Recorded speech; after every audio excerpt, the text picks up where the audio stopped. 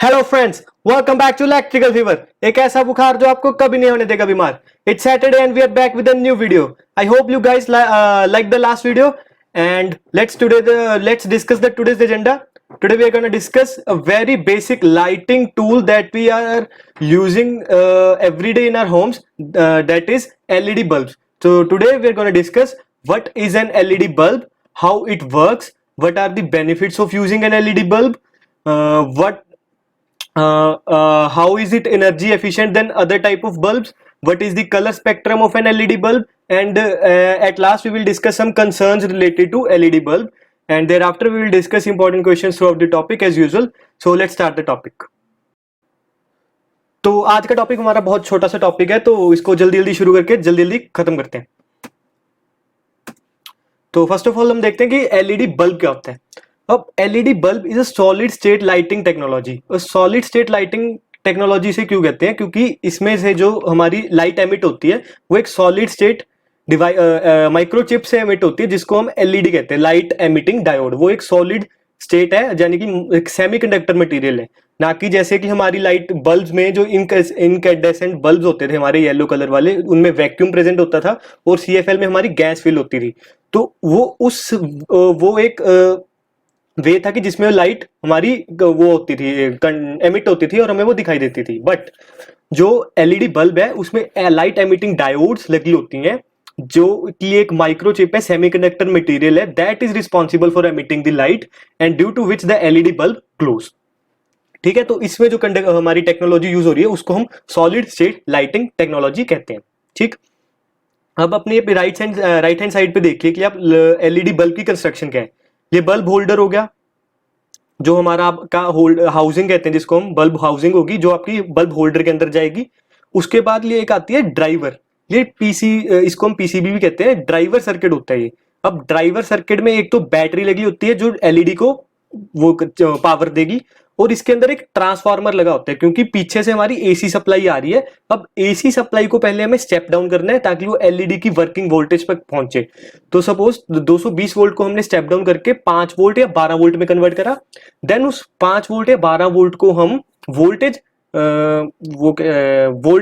को अब AC voltage को डीसी वोल्टेज में कन्वर्ट करेंगे with the help of a voltage changer. DC वाला रेक्टिफायर यूज करके हम उसको एसी टू डीसी वोल्टेज में कन्वर्ट करेंगे, 5 वोल्ट और 12 वोल्ट। अब जो वो 5 वोल्ट है, 12 वोल्ट पावर है, वो अब इनफ पावर है एलईडी को लाइट करने के लिए। तो ये हमारा बेसिकली ड्राइवर सर्किट का काम हो गया कि वो एसी को डीसी में कन्वर्ट करे, स्टेप डाउन करे उसको पहले, फिर उसको रेक्टिफायर की हेल्प से उसको डीसी में कन्वर्ट करे, एंड देन हमारी एलईडी को फीड कर दे। आजकल हम रेक्टिफायर की जगह एसएमपीएस भी यूज करते हैं पावर देने के लिए एलईडीज को। ज्यादातर एसएमपीएस यूज होता है, ऑटो ट्रांसफार्मर लगाने के बाद एसएमपीएस लगा दिया जाता है, जो कि हमारी डीसी वोल्टेज को रेगुलेट करता है 5 वोल्ट और 12 वोल्ट पर विद 2 और 3 एम्पियर्स ऑफ करंट। तो वो एलईडी को ग्लो करने में हेल्प करता है आगे। उसके ऊपर आप ये लगा होता है एलईडीज का ये प्लेट। ये आप देख सकते हैं कि एक प्लेट के ऊपर मल्टीपल एलईडीज ऐसे हमारी असेंबल की होती है सीरीज में, ताकि मल्टीपल एलईडीज ग्लो करके ज्यादा से ज्यादा लाइट हमारी एमिट कर सके।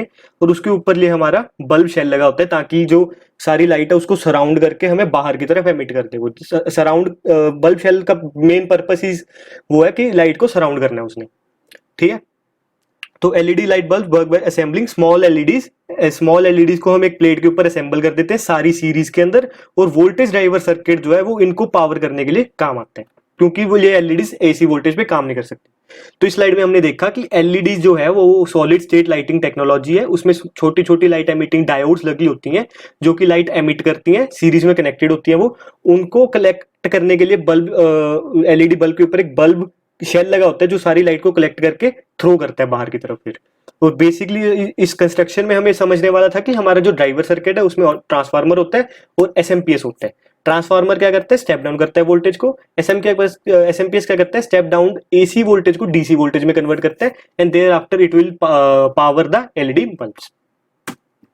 अब देखते हैं कि एलईडी बल्ब काम कैसे करते हैं, कि ये जो एलईडी लगी हुई है वो लाइट एमिट कैसे करती है।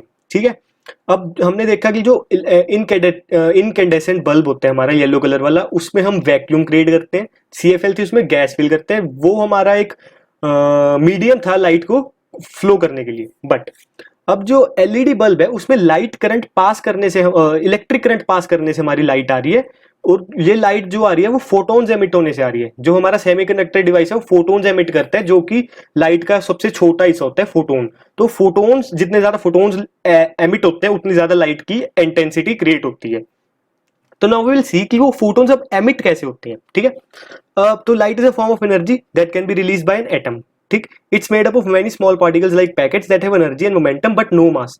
जो फोटोन है उसमें कोई मास नहीं होता, बहुत ही निग्लिजिबल मास का होता है लाइक इलेक्ट्रॉन, बट उसमें एनर्जी और मोमेंटम होता है। मोमेंटम ड्यू टू दी, क्योंकि वो एक पार्टिकल्स इधर से उधर मूव कर रहे होते हैं सेमीकंडक्टर के अंदर अपने वैलेंस बैंड को छोड़ के कंडक्शन बैंड में जाने के लिए, तो उसके कारण वो स्पीड से मूव कर रहे होते हैं, तो वो मोमेंटम क्रिएट होता है उसके कारण।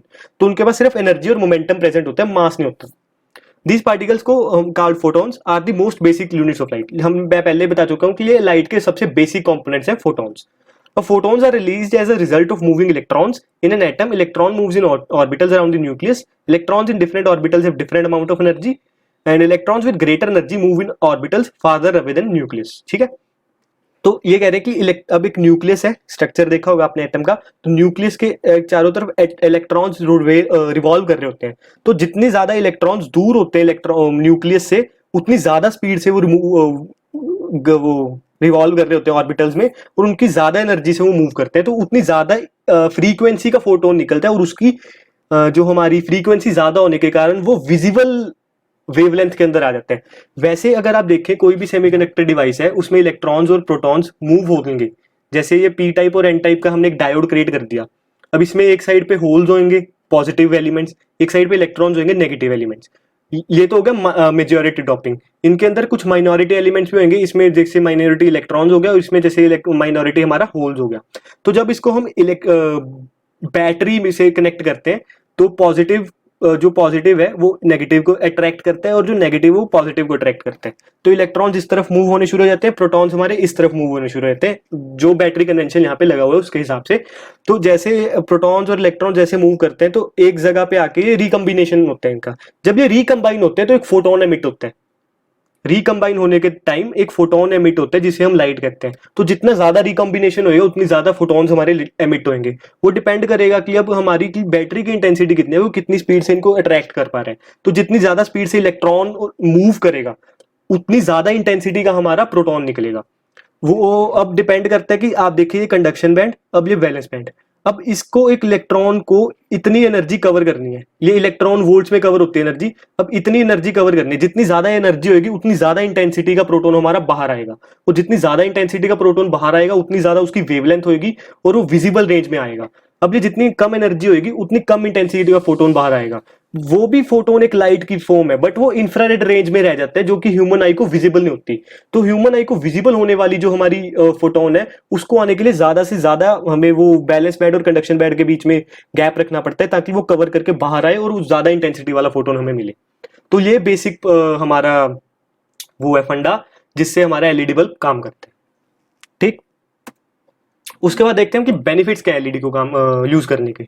सबसे पहले तो ये एनर्जी एफिशिएंट है कि बहुत ही कम एनर्जी लॉस होती है इसमें, और बहुत कम वॉटेज में ये उतना ही लाइट हमें देती है जितनी कि एक बल्ब या सीएफएल हमें दे रहा था पहले। तो bulbs do not lose energy nearly as much energy to heat as incandescent bulbs, so you get the same light with less wattage. अब जो हमारे इनकैंडेसेंट बल्ब्स थे उनके अंदर हीटिंग बहुत ज्यादा होती थी, जिसके कारण हमारी एनर्जी लॉस हो जाती थी, तो एनर्जी एफिशिएंसी कम होगी। बट एलईडी लाइट्स में हीटिंग बहुत कम होती है with respect to incandescent bulbs, तो जिसके कारण हमारी एनर्जी लूसेस कम हो जाता है, तो हमें लेस वॉटेज में भी same amount of light present हमें मिलती है। नेक्स्ट चीज सेफ्टी, इसमें कोई मरकरी वगैरह या कोई भी गैस वगैरह फिल नहीं होती, तो वो सेफ है। अगर बाई चांस सीएफएल या कोई लैंप टूटता है तो उसमें से गैस एमिट होती है, वो हार्मफुल हो सकती है, बट इसमें ऐसा कोई केस नहीं है, क्योंकि एलईडीज का ही एक हमें चिप लगी हुई है, वो ही है उसके अंदर लाइट का मेजर सोर्स।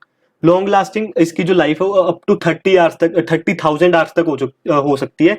अगर हम बल्ब को देखें वो 1000 to 2000 आवर्स लास्ट करता है, और सीएफएल हमारी एट मैक्स 15,000 आवर्स लास्ट करती है। तो सीएफएल एक तो कम बिजली खा रही है, प्लस ये उस सीएफएल एलईडी हमारी कम बिजली खा रही है, प्लस सीएफएल से दुगना कम से कम दुगने घंटों के लिए काम कर सकती है। तो काफी लॉन्ग लास्टिंग हो गया। एक बार आपने इसमें इन्वेस्ट करा, एक एलईडी ली, वो आपको काफी लॉन्ग टाइम के लिए आपके घरों में काम करेगी। Thereafter dimmable, These bulbs can be adjusted with LED rated dimmers to enhance the lighting in your space. अब कुछ ऐसे LED बल्ब आते हैं जिनमें डिमर्स लगे होते हैं, जिसके आप LED की लाइट की इंटेंसिटी कंट्रोल कर सकते हैं, तो वो भी एक अच्छा फीचर है LEDs के अंदर. Slow failure.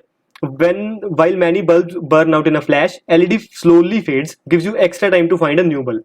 तो ये आपने कभी एलईडी को बंद होते देखा होगा, तो एकदम से नहीं बंद होती, थोड़ा स्लो फेड करते हुए टोटल बंद होती है.